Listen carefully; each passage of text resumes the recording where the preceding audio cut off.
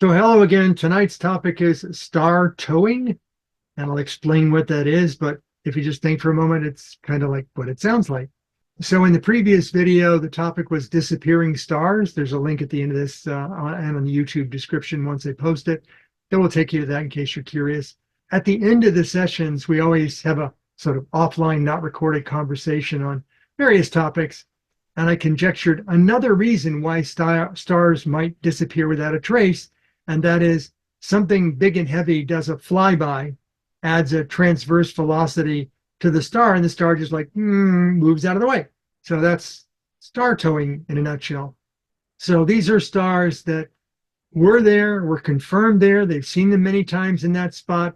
And then they went back to look again, and the star's not there anymore. It disappeared. And if you look at the previous presentation on disappearing stars, I think I came up with like 5 potential reasons why they might disappear briefly. Like, high level ice clouds got in the way, a satellite went by. If you think about historical scanned photographic plates, they might have manually stitched them where they overlapped and a star disappeared in one observation but was back in another one. I'm not talking about the ones that are there, gone, and then come back. I'm talking about the ones that are confirmed as being there, gone, and never come back and never leave a trace. No explosive clouds, no planetary nebulas, just it was there, it ain't there anymore. So that's why towing comes into play. So really, is towing a thing? At this point, it's just conjecture because I have no empirical evidence to that effect. If a star exploded, you'd see the clouds and dust, and you might see the star down as a black hole, but it wouldn't disappear. It would just change the appearance of what you're looking at. This is gone. If a star shows up, like a brand new star shows up, generally you'll have a nebular nursery that the star was formed from. So you can see like a bubble ahead around the star that was newly formed.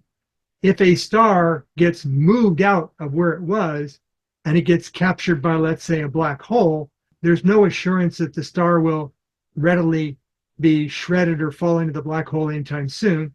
We do have 2-decade-long recordings of stars very highly elliptically orbiting the black hole at the center of the Milky Way. If these stars were from elsewhere in the galaxy and they found their way too close to the supermassive black hole near the center, that means that wherever they were out in the galaxy, they started moving towards the center and they orbitally got captured by the black hole and are now orbiting there. There's no nebular cloud, so they didn't form there. They came from elsewhere. Rogue stars are a thing. Rogue black holes are a thing. And if you get close enough, yeah, you could move away. And we don't look all the time. We're not constantly staring at all this, 100+ billion stars. We just periodically look at them. So if it was there, confirmed there, cataloged there, and we went back to look again, and it wasn't there, and next time we looked again, it still wasn't there. It's not like gravitational lensing where it wouldn't be there, then it would be there, and you might actually see multiple of them due to the gravitational lensing. And then once the black hole that was a rogue moved through the area, that faint star would disappear because there'd be no more gravitational lensing to make it show up. Now, since the distance from the high gravitational object to the star could be variable, the velocity at which it's towed away also varies from very fast to very slow. As to towing being a thing, we actually do the inverse of the towing. We use a large gravitational object to adjust our trajectory. This is called, in astrodynamics, a gravity assist. All of our deep space probes that we want to launch from Earth and then get out way out to the edge of the solar system have used multiple flybys of Earth, the Sun, Jupiter, in order to use the gravity as you fly by it to accelerate you off in a direction. So they have formulas in astrodynamics for deciding how much boost can you get based upon where you are, what angle you approach, like Jupiter or Earth or the Sun, in order to get the maximum boost. And then when do you fire your rocket engines to elongate your orbit and break loose? And now you're going off in the direction you want at, maybe 10,000 kilometers per hour faster than when you came in. This is just flipping that on its nose. And instead of the small object doing the flyby, it's the large gravitational object that's doing the flyby, causing the smaller object to move. So how often do these rogue things occur? Vanderbilt University looked through the Sloan Digital Sky Survey, the SDSS, and found 675 rogue stars that are moving at a fraction of the speed of light. Not the speed of light, just a noticeable fraction of the speed of light, which is faster than anything we've ever created. And they're moving away from the Milky Way. They're out in open galactic space, the open galactic space between the Milky Way and Andromeda. So they've already left our galaxy, and they're moving away at very high velocity. The ones that they examined are red giants. They're not anything near anything. They're moving away. The way that they know what they are and where they came from is they do a spectroscopic analysis of the light coming from the star, and based upon the kinds of metals that they see in the spectroscopic observation, they can tell whether it came from out in the arms of the Milky Way or near the core of the Milky Way. And their estimation is these particular stars, these 675 rogue red giants, actually came from near the core of the Milky Way about 10 million years ago. So something slung them out of the center of the Milky Way, maybe not the black hole, maybe the black hole, don't know, but they got slung out of the Milky Way at such a high speed that 10 million years later, they've gone out beyond the edge of the Milky Way. So they can be ejected very fast. And the younger stars that are closer in would have more hydrogen and helium. These are older red stars. The quantity of them, the 675 that they have found, suggests there's a non-trivial quantity of these in the Milky Way, these rogue stars. But given the total number of stars in the Milky Way being in excess of 100 billion, 675 is not that many. So they aren't swarming around all over the place. They come through, pass through occasionally, and are on their way. If there is actually a higher count of rogue stars and they're moving much slower than hypervelocity, they could be passing through and we might not notice them, because if they're moving in depth, they're coming from near to far, they're moving away, we might notice them as they're getting dimmer. But they're not really getting dimmer, they're just moving farther away. So it's kind of hard to quantify the total number of rogue stars in the galaxy. So let's say if the star did have another thing pass it and add a gravitational vector to it, and the star started moving away, what would happen to that star? Well, it would eventually either depart the galaxy, or it might attain a new gravitational equilibrium somewhere else. Think of the Lagrange points. There's nothing at a Lagrange point. It's just a gravitational well where you have a point of stability. And if the star that was moving through was going at a slow enough speed, it could be captured by effectively a stellar Lagrange point in a globular cluster. So it could come to stop and be in a new place, a new address. So they were just moving, roaming through the neighborhoods, and then eventually found a nice spot to stop at. If it's moving fast enough, then like these red stars, they could leave the galaxy eventually. But in the meantime, whatever caused it to move, it now becomes another rogue that can cause another star to move. No collisions involved here, just gravitational assists. And the chain reaction of a star causing another star to move, causing that star to cause another star to move. This is kind of like that Kessler Syndrome of satellites. You know, when one satellite blows up and causes things to hit other satellites, and you have a cascade. Rogue stars causing other stars to move could be a cascade effect across the entire Milky Way. But since the quantity is so low, it's not high enough occurrence to make a dent in the total of the 100 plus billion. So if a star has things orbiting it, what happens to the things that were orbiting it? The star still has its own gravity. If it started moving and it was moving slow enough, the planets that are orbiting that star, their orbit might not be changed at all. They may actually move with the star. So the length of a day or the length of a year would stay pretty much the same. Any other planets or asteroids or comet, their orbits would still be centered on that star. They'd go along for the ride. If there are people on a planet that's orbiting one of these stars that was towed away, the only thing they would notice is at night when they looked up at the things in the sky, all the stars would be collectively moving in a direction slowly. All of the deep sky objects would be moving in that same direction slowly as your star moves across the sky. The solar wind tail of your star would change.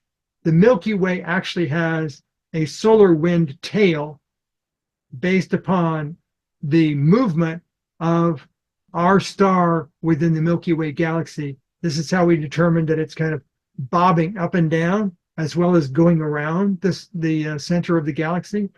So we leave behind a tail, and you can measure that. And if all of a sudden the direction of the movement of that star through the galaxy shifted, the tail would shift too. But because the planets are coming along for the ride, your source of heat and light, your star, would stay the same. The stellar wind would still be there and still be protecting that star's planets from cosmic radiation. Basically, the star as a spaceship would be carrying its inhabited planets with it. If you've ever seen the sci-fi TV show Space 1999, where they were on the moon, when a vector occurs due to a nuclear force, the moon moves away from the Earth. This is kind of the same thing, but instead of the moon moving away from the Earth, you have a star moving through the Milky Way galaxy and all the planets coming along for the ride. So what if the star moved away at a slightly faster rate?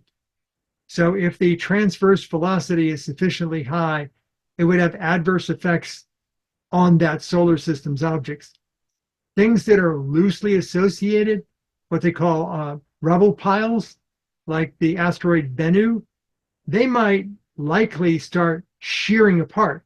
So if Bennu is very comfortable orbiting in the asteroid belt, and all of a sudden it got a shearing force along a tangential direction, some of the loose material might actually lose that gravitational attraction. And all of a sudden it would stretch out Bennu into a rubble pile, and all of a sudden you have a lot more things that suddenly are creating rubble pile debris in the solar system. So much as when Jupiter and Saturn moved from closer to the sun to out farther from the sun, and we had the late bombardment, if all of a sudden your star started moving at high enough velocity, you might have a bombardment that might last hundreds to thousands of years. If you had things that were orbiting that star and the star started moving, if objects were already at their aphelion, they were sort of already towards the end of their elongated eclipse around their star, depending upon the direction of the added velocity, those objects, comets, asteroids, may actually leave the solar system because you're going in another direction and it got pulled away. So moons that have elongated orbits might leave their former parent planet and find new homes elsewhere with other planets in that solar system, or may become rogue moons moving between solar systems. So a lot of the things that we're finding that are rogues, there's cause for them. No caught in the act direct evidence, but causes. So what would the actual towing process be like? Let's assume it's not hypervelocity. There would be no collision, no merger. There would be no nebular evidence left behind because there's no planetary nebula, because nothing went nova. If the star being towed was already kind of a red supergiant towards the end of its life and it was already blowing off shells of gas and dust, a teardrop shape of that gas and dust may be partially left behind as the star moves away, giving you a tail that would allow you to point where the star is now going. So you go from the small amount of debris to the larger amount of debris, and you like use that as a compass to point in the direction of where the star is going to be able to track one of these things caught in the act. There's no billiard cue ball effect here because there's no collision. There's no collision in effect here. There's nothing that's left behind like a cue ball stopping after you take a good billiard shot. The two objects, the star and whatever caused the star to move, would go off in different directions. If it gets towed off into a direction near enough to something else, the thing that towed it away could be any number of large gravitational sources. It could be another large star. It could be a neutron star, which is invisible in light, but visible in microwave radio. It could be a rogue black hole. Doesn't have to be a massive one, just has to be a high enough gravity field. It would be invisible in light. It would not be at the galactic center. And depending upon the scale of the black hole, it might not even be visible in radio. But it doesn't even have to be something that significant. Even a failed star, a large brown dwarf, passing close enough to a smaller stellar mass sized star might have enough to move it. So, a large brown dwarf passing a smaller red dwarf might cause the red dwarf to move. How could we not spot this? Are we always watching every star in the sky? Don't we do these surveys? Well, there's tens to hundreds of billions of stars in the Milky Way. We're not watching all of them all the time. Towed stars could have been there for a while, repeatedly in observations, cataloged, and then we go to look again and it's not there anymore. Don't blink, don't look away. Gaia only looks at the same spot of the sky. It's doing a star survey, but it only looks at the same spot of the sky about every 6 months, about every 180 days. So that gives it plenty of time for the star to be towed out of the field of view into another part of the sky. Not hugely different. Gaia only looks about 3 degrees across. So if in the area where it used to be, that star is no longer within that 3 degrees, it's not there anymore. But remember, we're finding new stars all the time. Maybe some of these new stars aren't actually that new. There is a telescope coming online, hopefully next year, called the Rubin in Chile, ground-based, and it's going to be surveying most, not the whole sky, but most of the sky every few nights. The reason why it can't observe the whole sky is the Earth gets in the way, mountains get in the way, the tree line, not tree line, but the lower level mountains get in the way, and you can't even see 180 degrees. But maybe if Rubin comes online, we'll catch one of these in the act. When we find new stars, it may be that we've looked in that area before and all of a sudden we see a new star. How would that star be new? If it's a new star, then there had to be a gravitational collapse and a stellar ignition from a nursery of gas and dust, and you'd see an encompassing bubble around the newborn star. But if it's a new star that you haven't seen before and there's no nebular gas around it, it's just like, pop, hey, there's a new star there. It could be that it's not actually a new star. It didn't turn on recently. It just got towed into the area and it's found a new gravitationally stable spot. So go back to Gaia's survey, all the new stars that you found, see if they aren't that new. They're just like passing through the neighborhood, or they found a new home. They can be captured and they can become new partners in a binary or a ternary system. Given that there's no flash, no brightening, no neutrinos, no gravity waves, if you're not looking often enough to see it being towed out of frame, then it just disappeared. If it's already a fairly dim star and it's towed in depth further away from us, then it may have just become so dim we can no longer see it.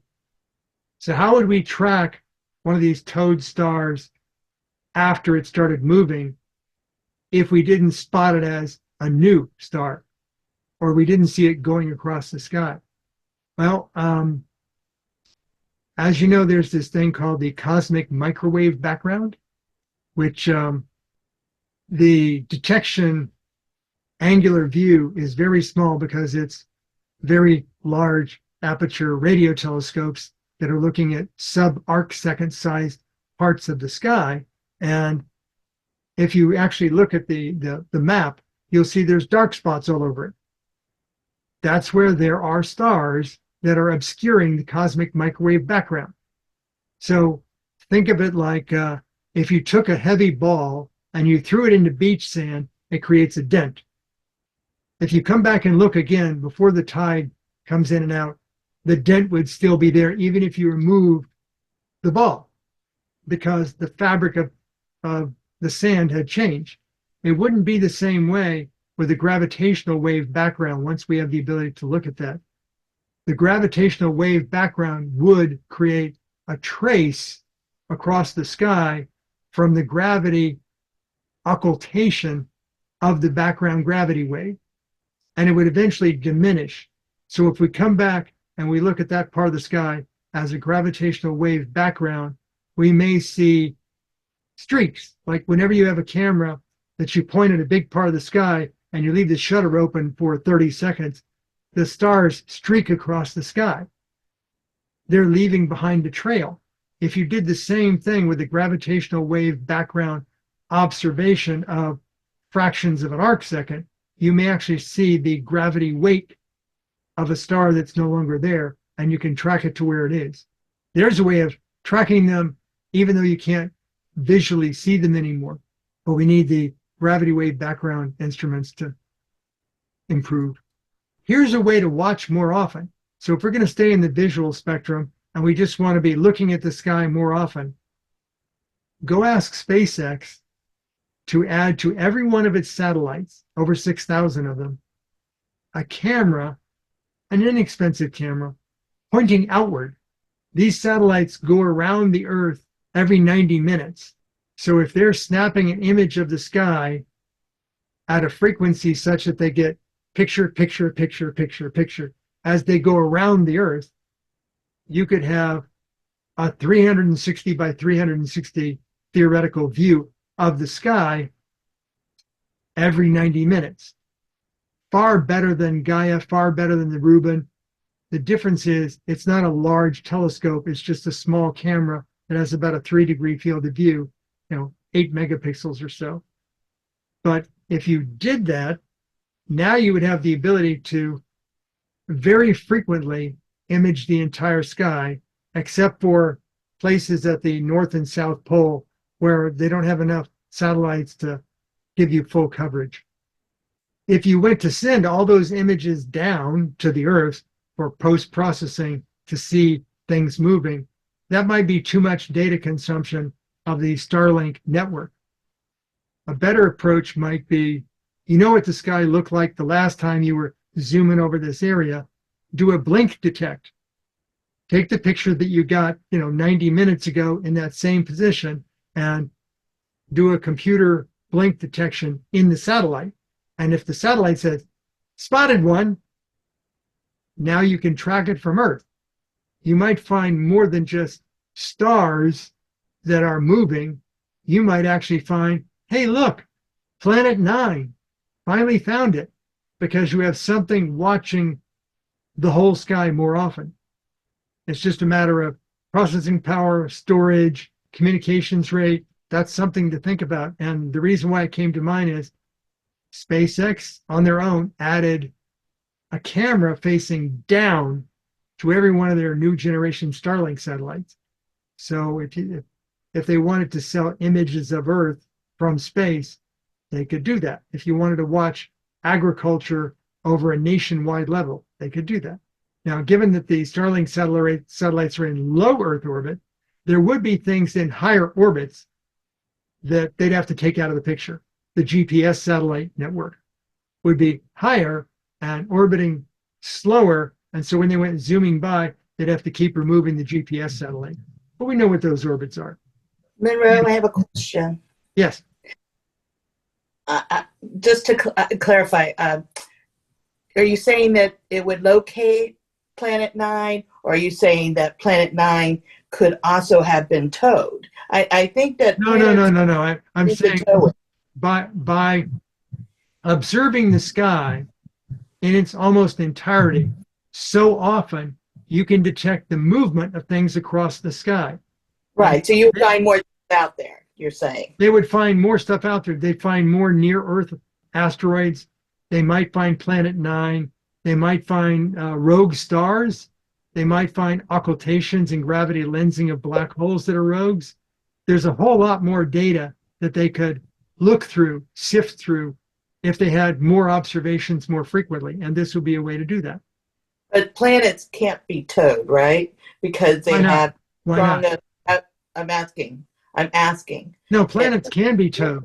Jupiter and Saturn were towed by each other. Jupiter and Saturn used to be more towards the center of our solar system, and due to slingshotting off of each other, they actually moved out to where they are now. And that was by the same sense That was not by a star going by. That was not by a star going by. That was because Saturn formed outside of Jupiter and pulled it away from the sun. And then the two of them became involved with one another. Jupiter wound up being closer to us, Saturn farther out. due to their gravitational pull. Yes, they slingshot off of each other. That is a paper that called the Nice papers. Is explain the formation of the solar system and also explain the bombardment during the formation of the planets. So that's kind of cool to understand. That is like synopsis of it. You don't have to read the whole paper because that's lots of math there. But you basic understand that Jupiter formed, Saturn formed. They first started moving towards to the sun. There was exchanging of momentum of smaller bodies and asteroids. And then they moved away and broke apart the material that was trying to form like a planet right after Mars. And even Mars get like a diminished growth because of that. And then because of the changing of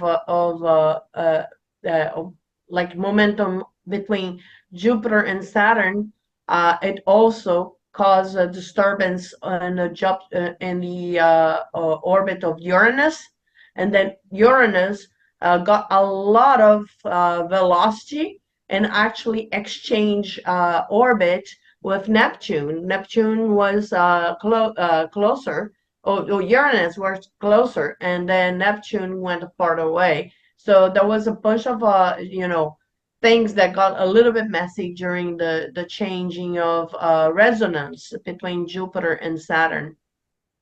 Yeah, if you just Google, why did the late bombardment occur? You can probably find a lot of rabbit holes to go into there. Yeah, the basic of the papers, the Nice papers. Okay, so to move away from the serious, I had to add some of the side notes in the realm of sci-fi. So maybe there's a reason why purposefully you would tow a star out along with its planets. Let's say you are an advanced, civilized, technologically advanced species, and you realize that there was a star that's going to go nova too close to you that would wipe out all life on your planets. If you have the technological ability to move your star and all the planets with it to a different neighborhood where it would be safer, you may have to do this over many thousands of years, but if you moved your star slow enough that you wouldn't disrupt your planets, you could move your star to a new location, maybe light years away, that would be safer from that nova. So it's a nice thought. You know, if you can envision Dyson spheres to power planets, you can envision moving your star away from a nova that's going to happen. Or if you want to get deep into sci-fi, rather than blowing up the Earth, why don't they just tow the sun out of the way of the galactic wormhole expressway they want to build? So tow the sun away, the Earth moves with it, and now you have the open space for your galactic expressway, and you don't have to blow up the Earth. And then the rats and the dolphins don't have to abandon the planet. Right. The dolphins can stay here. The mice can still think they're the smartest thing on the planet. You know, that kind of thing. Or if you believe in cosmic rifts, like rips in the fabric of space-time, it could be that a rift occurred, opened up, swallowed a star and its planets, and then the rift closed. So the entire solar system and all of its planets moved somewhere else within the Milky Way. If you remember Deep Space Nine, the wormhole that opened up, and they put a space station nearby it because they could use the wormhole as a transportation conduit to another part of the Milky Way galaxy. So if you did that on a much larger Delta scale, quadrant. yeah, if you did that on a much larger scale, a rift could open up just due to the way things work in space. A rift could open up, take an entire star and its planets into the wormhole, deposit it elsewhere, and then the rift close up and never to be seen again. There would be nothing left, no explosion. It's just, it was there and now it's gone and never seen again. So sci-fi's played with this concept. It's just, more connecting dots. So in conclusion, I like the sign tow-away zone. There are about 700 plus stars that are no longer detectable out of the 100 plus billion in the Milky Way. They were there, confirmed they were there, cataloged they were there, and then they went back and looked again and they weren't there any longer. They left no trace, no polar jets, no debris cloud, not even an infrared or radio. They're just gone. And if you want to know pragmatic reasons why that could happen, look to the very previous presentation on the Broward Astronomy website. Towing by rogues, be they stars or black holes, could be the cause for the disappearance. And because there's no collisions or explosions, there's no gravity waves that would be detectable by the current LIGO, Virgo, and Kagra gravitational wave observatories, because the gravity waves would be much, much too long and low amplitude for the existing observatories to do it. You'd need to use the pulsar timing arrays that detected the gravitational wave background to look at minute occultations or streaks in the gravity wave background to either find where it's going or to find its new home. You have a reason for it. And we have some links, some previous videos. I brought over the ones from the previous YouTube videos I'd watched.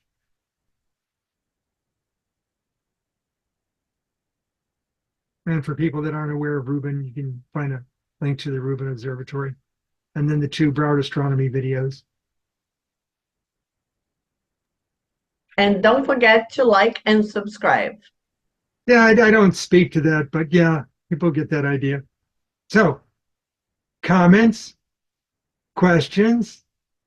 That was pretty cool because Well, I didn't even on my my schooling, that I never even use that kind of expression, towing stars and the disappearing stars.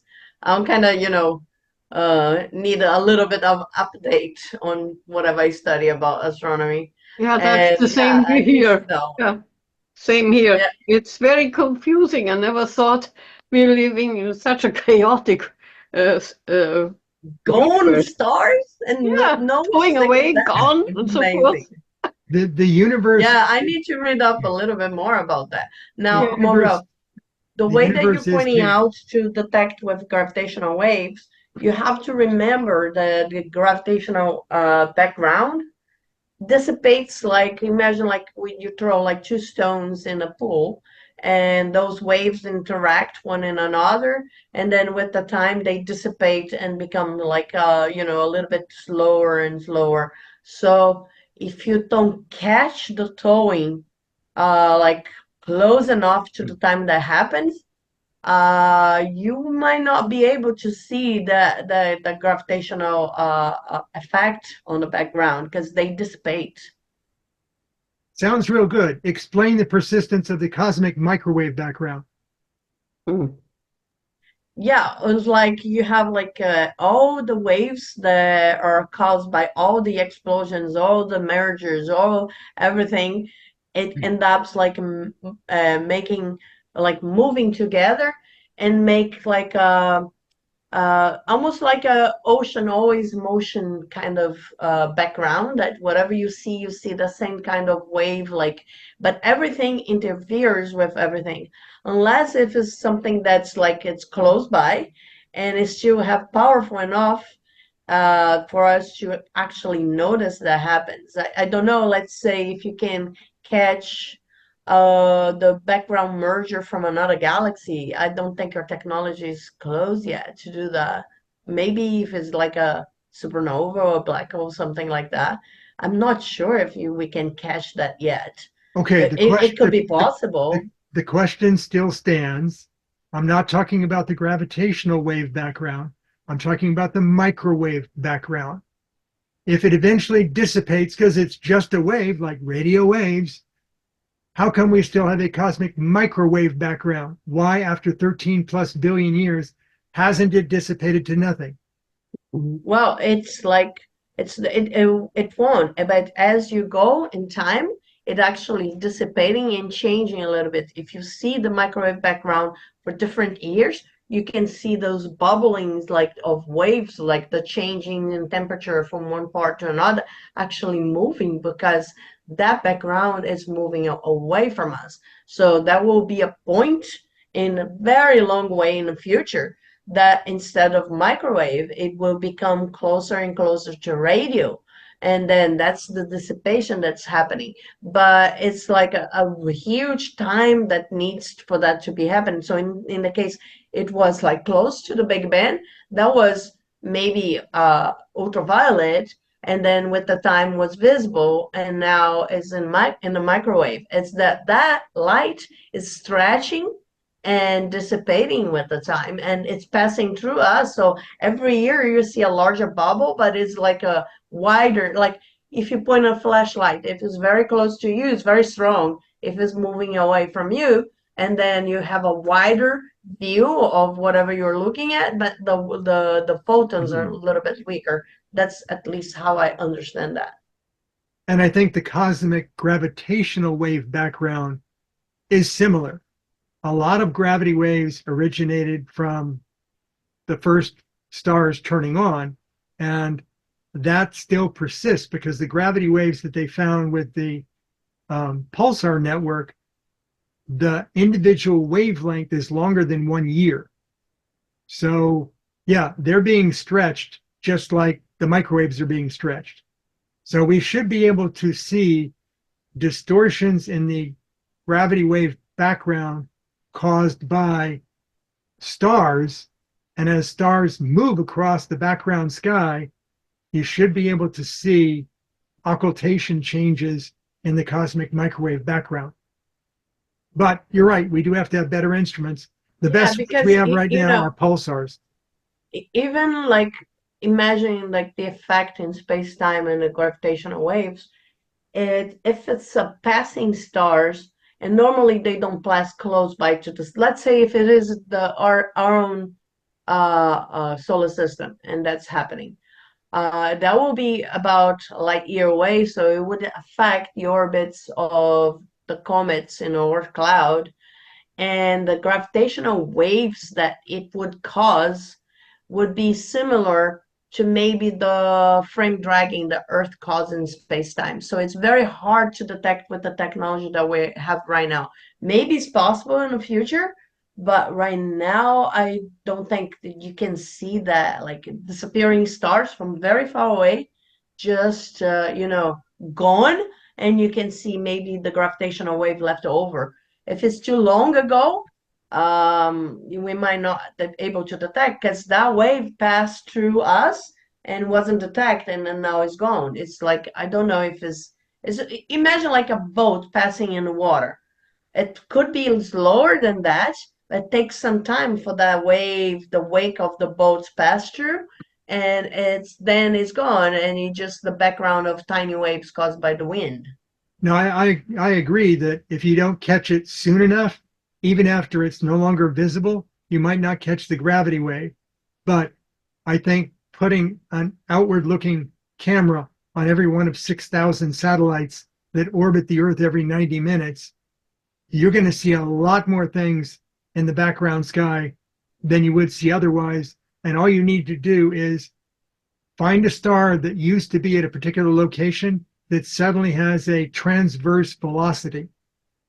You don't have to see it after it's gone away. You just need to see it start to move. So there's a way to do But that. I'm still shocked that we are losing stars somehow and nobody Over knows how. 700 of them. I am shocked. I've gotta But read there's 100 plus about. billion, so it's just the tiny breadcrumb of a number. Yeah, it's we have between 200 billions to 400 billions. That's this estimate. Well, you talk to different people, you get different numbers. I just like to say it's 100 plus billion. Hmm. It sounds really crazy that it just, can be taken away. Well, there are certain things in physics that work equally well in the opposite direction.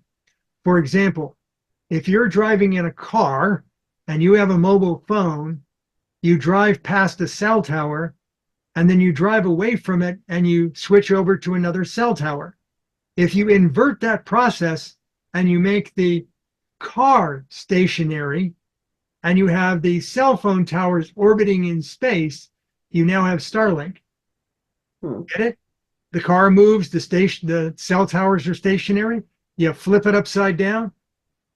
You on the planet is now essentially stationary, and the satellites are moving overhead. The cell towers are moving.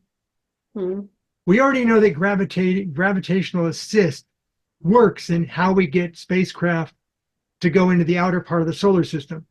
We purposefully target a planet like Jupiter, not to collide with it, but to just skim the outer edge of its atmosphere, and therefore we can accelerate and bend the velocity of that space probe to get it to go faster, deeper into space. Well, And by the way, Jupiter slows down a little bit when you do that. But yeah, the but it's too big to worry quantity of about. the slowdown of a very heavy mass like Jupiter is like taking from the energy of a tiny spacecraft that has very little mass is basically negligible. But it's like that's how it works. It's that Jupiter is giving energy, gravitational energy to a spacecraft. And the migration of Jupiter and Saturn were caused by one little asteroid, another little asteroid, another little asteroid. In like 100 million years, you can shift the position and you can shift the speed of Jupiter just by, tiny little drops by tiny little drops, you make an ocean. Right. So if you flip that the other way around and you say the star is there and stationary in its coordinates, and you have a stellar mass black hole that transverses the area by, let's say, 30 AUs, 30 times the distance from the sun to the earth, it will not collide with that star, but it may impart a new directional force to that star so that the star just suddenly starts to accelerate away, dragging all of its planets, comets, and asteroids with it. Yeah, and the other thing, it most likely if something that happened, you would cause another bombardment eventually, because let's say the leftover our cloud of material would totally come in our directions. You would lose some of those. You would like sling out of the solar system, but some of them would be course to the sun. So yeah, if something that happens, is because something passed by. Every comet that comes from the Oort cloud that has a very long orbit, a very long elliptical orbit that takes like thousands of years to orbit around the sun. Those stars, those are caused by stars that passed maybe like 200 million years ago. And only now that comet is showing up here, because it takes a long time to actually happen. As the saying goes, space is big, things go bump in the night, and everything is always moving. Any more comments or questions before I stop recording? Hearing nothing.